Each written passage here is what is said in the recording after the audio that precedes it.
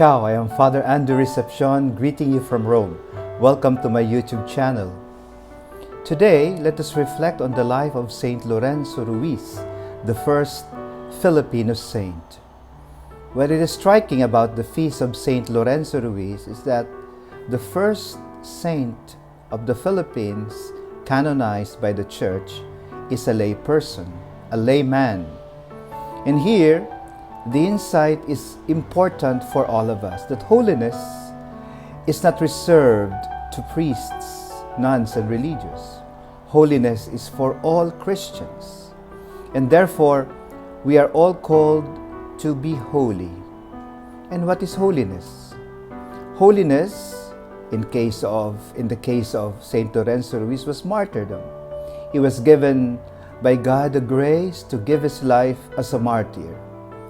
But for all of us, there is what we call the white martyrdom, and that is the life of faith in everyday life can sanctify us, can make us closer to God. So allow me to point out 2 points for our meditation today. The first is that we become holy by doing the will of God in our life. And God's will is clear in our state of life, in our daily schedule, also in the suffering that comes our way, but also in the unforeseen circumstances of our life.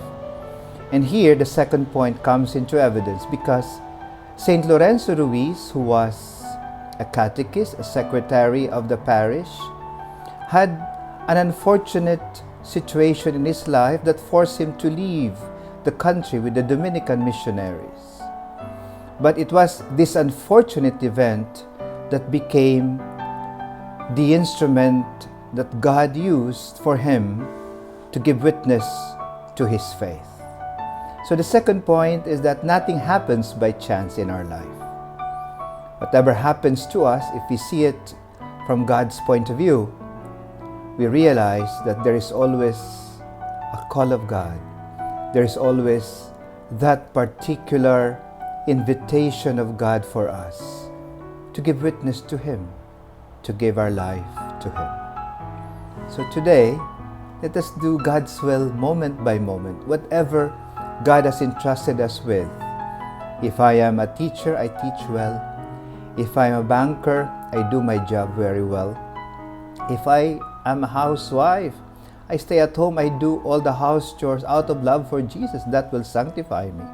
If I am a priest, I do my ministry as a way for me to be sanctified by God.